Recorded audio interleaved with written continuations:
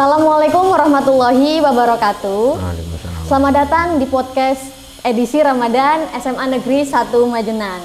Oke, kali ini kita akan membahas tema terkait hal-hal yang membatalkan puasa. Karena masih edisi Ramadan, masih puasa, apa sih yang menyebabkan puasa itu batal? Baik, sekarang kita tanyakan saja kepada Bapak Kiai ya.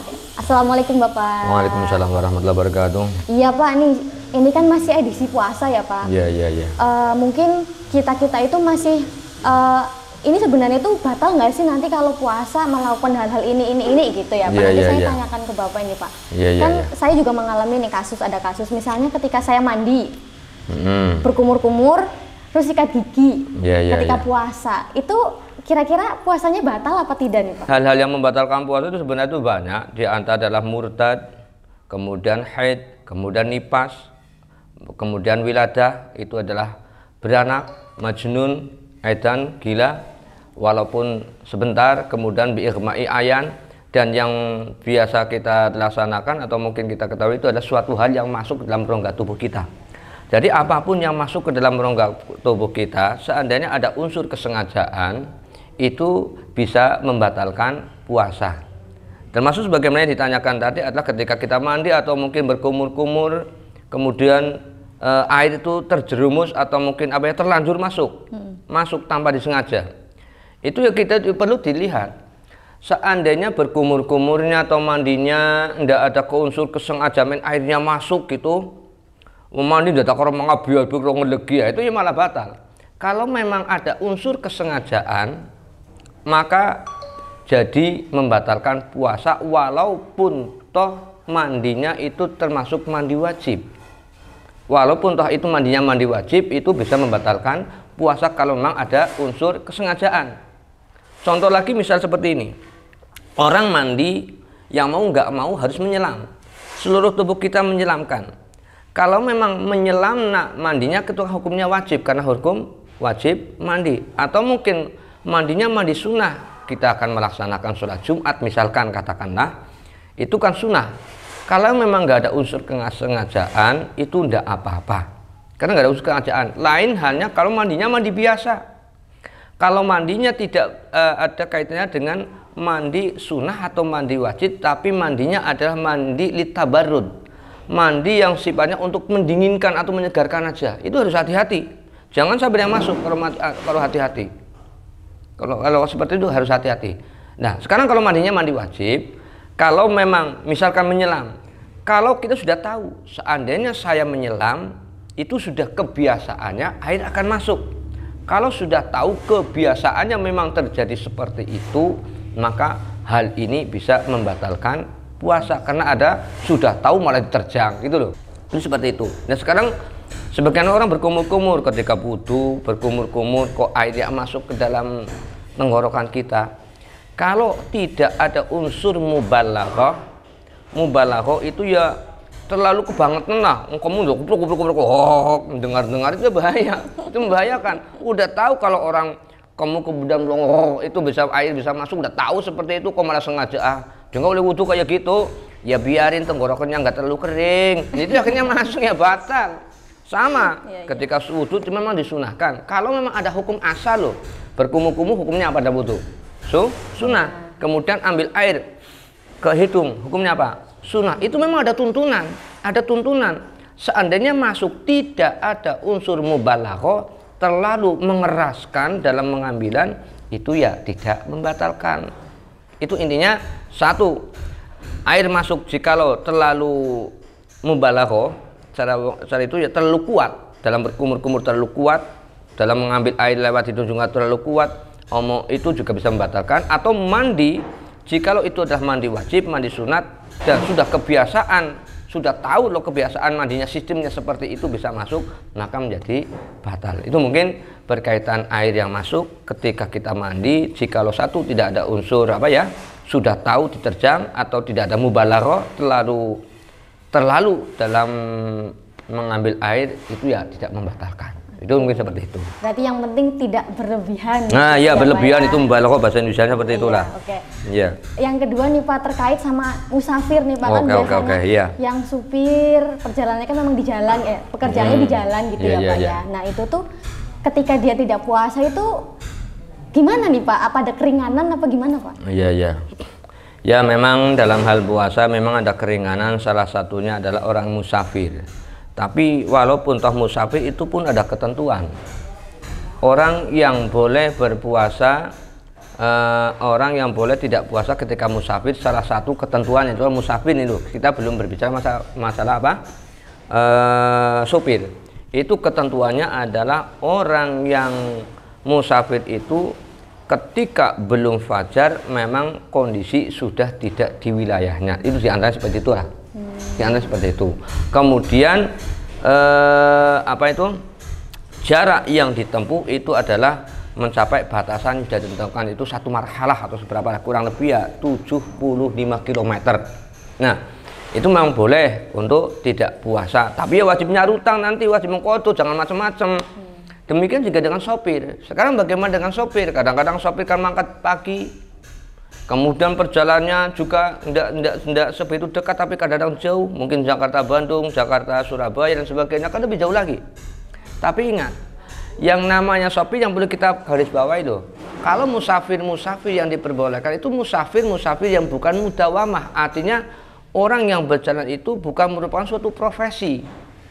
Lainnya dengan sopir itu merupakan profesi. Profesi itu mau nggak mau dia harus seperti itu. Dia nggak dapat duit kalau nggak kerja. Dia nggak dapat duit kalau nggak nyupir. Itu seperti itu. Kalau nggak nyupir puasa nanti dipecat, kan rugi. Nah di sini mengingat ini, kalau kita merujuk dalam kitab fikih yang saya baca ini ya, kalau supir mengingat itu suatu profesi yang kemungkinan untuk nganggur tidak kerja itu kan kadang-kadang sulit menentukan waktu.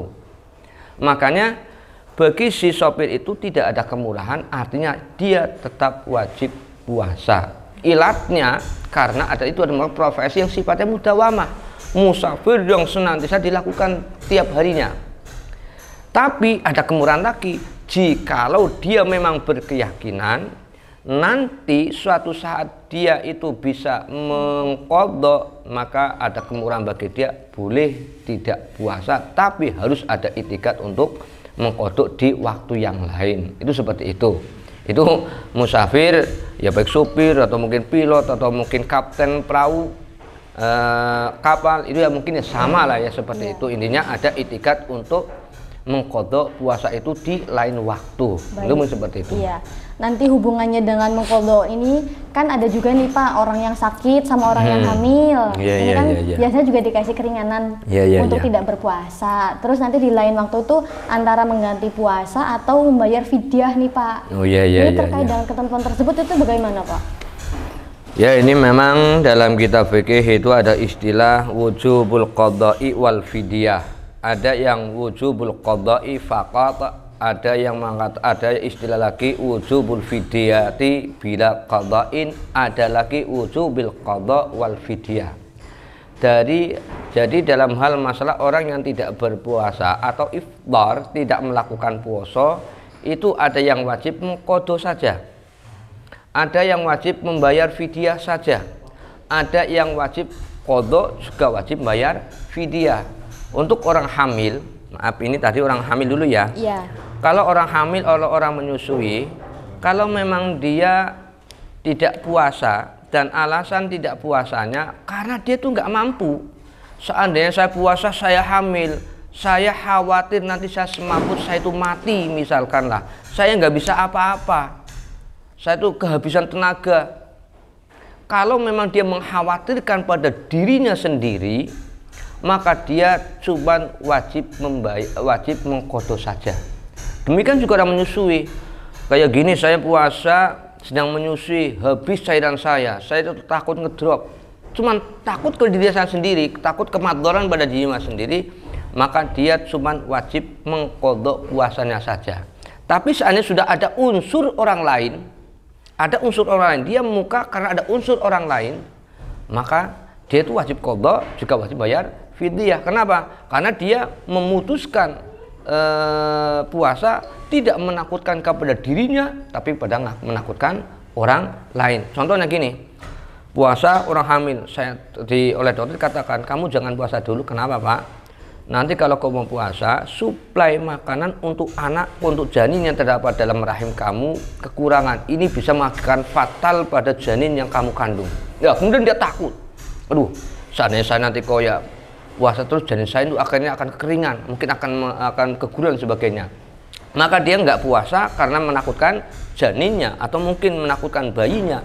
Ini bisa berakibat dia wajib mengqadha dan wajib membayar fidyah. Demikian halnya seperti ini. Ada orang puasa, misalkan Mbak lagi puasa, moro-moro ada orang tercebur kali. Kalau Mbak itu nggak makan, nggak membatalkan puasa, nulung nggak bisa. Karena wah nyong arep gue lah, nyong arep nulung wong itu. Nah, ini juga Anda itu membatalkan puasa bukan karena diri Anda sendiri, tapi karena menakutkan keselamatan orang lain, maka nanti wajib qadha dan wajib bayar fidyah. Terus berkaitannya dengan orang sakit, kalau memang ada orang sakit, itu kalau memang mungkin nanti bisa mengqadha di lain bulan Ramadan bulan itu, maka dia cuma wajib qadhanya aja. Lah, seandainya kok ya sakit, dia sakit sampai akhirnya dia mati belum sempat mengqadha, ya sudah, dia berarti tidak ada kekuatan. Oke? Karena dia itu nggak ada kekuatan. Ya, tapi diganti dengan membayar fidyah, tapi dia nggak wajib qadha karena nggak ada kemampuan waktu. Lain halnya seperti ini. Sekarang dia sakit, tidak puasa sampai Ramadan, bahkan sampai Syawal habis itu masih sakit. Ya, bulan berikutnya dia sehat, full sehat temenan. Bulan berikutnya dia mati. Nah, ini ya itu seperti itu sudah merupakan keteledoran dia. Nah, sebagai ahli warisnya ya menggantikanlah dengan fidyah. Nah, itu seperti itu kalau orang sakit. Tapi ingat, ini yang kadang-kadang itu membayar fidyahnya itu harus hati-hati. Artinya gini, jangan dibayar fidyah sebelum habis bulan Ramadan atau belum habis hari itu. Fidyah itu artinya kan denda. Contoh seperti ini, saya melanggar hal ini, maka yang namanya denda itu setelah melanggar apa sebelum melanggar? Setelah melanggar kan? Nah, itu sama saja. Orang melanggar, misalkan orang tua yang udah nggak bisa puasa, itu maka sehabis hari ini, misalkan hari ini nggak puasa, nanti setelah maghrib baru dia boleh membayar fidyah. Jangan langsung mbahku nggak bisa puasa, ini tak bayar dulu ya, nggak boleh, dia belum melanggar. Ya kalau memang ada umur lah, kok sore mati, itu seperti itu masalahnya. Jadi melanggar dulu baru ada fidyah. Sama saja ketika haji seperti itu, adanya langgaran baru ada dam. Nggak boleh dam dulu baru melanggar. Itu seperti itu diantara yang penting kita hati-hati dalam membayar fidyahnya. Jangan di awal Ramadan, tapi di akhir Ramadan atau sehabis hari-hari yang telah habis kalau mau dicicil. Itu seperti itu. Terus untuk takaran fidyahnya itu gimana, Pak? Oh, takaran fidyah nggih. Takaran fidyah itu ya 1 mud. Satu harinya itu 1 mud, kurang lebih ya 6 on lebih. 6 on lebih untuk satu harinya. Berarti kalau 30 hari ya tinggal dikalikan aja lah. 60 kali 30 kurang lebih ya 180 ya, dienakan ya berapa ya? 60 ya 1 kintal sekalian be. Berapa sih? 60 kali 30 180 on, berarti 18 kilo lah. Iya. Ya kurang lebih 20 kilo aja. Berarti itu bentuknya bisa beras atau bisa nanti kasih nasi kotak ke orang yang nggak mampu ya gitu, bisa nggak sih Pak? Kalau kayak gitu? Ya kalau di sana istilahnya itu adalah dengan kut itu adalah makanan pokok. Makanan pokok ya dengan kalau itu adalah ada bentuk sayur-sayur lah, karena ya biaya lain yang banyak untuk sayuran lah. Masa wong kon makan beras stok itu loh. Seperti itu ya mungkin seperti itu kalau perkembangan fikih berikutnya. Kalau fikih yang asli ya cuma yang penting bayar 60 mud aja. Ya bang, namanya wajib ada konsekuensinya ya Pak ya. Namanya puasa wajib ditinggalkan begitu. Oke. Saya sudah paham sampai saat ini karena banyak sekali hal-hal yang memang belum kami ketahui begitu. Terima kasih Bapak untuk hari ini. Sekian podcast hari ini, kesimpulannya adalah puasa wajib yang dilanggar, yang tidak dilaksanakan memang harus membayar fidyah atau mengganti dengan hal lain, tapi ada ketentuan-ketentuan khususnya begitu, tidak sengaja untuk udah ganti hari aja atau membayar fidyah aja, tapi ada ketentuan-ketentuan khusus yang memang mengikuti itu. Baik. Terima kasih, sekian podcast pada hari ini. Jangan lupa like, comment, subscribe, dan nyalakan lonceng YouTube SMA Negeri 1 Majenang untuk bisa mendapatkan video-video selanjutnya. Wassalamualaikum warahmatullahi wabarakatuh. Selamat berbuka puasa.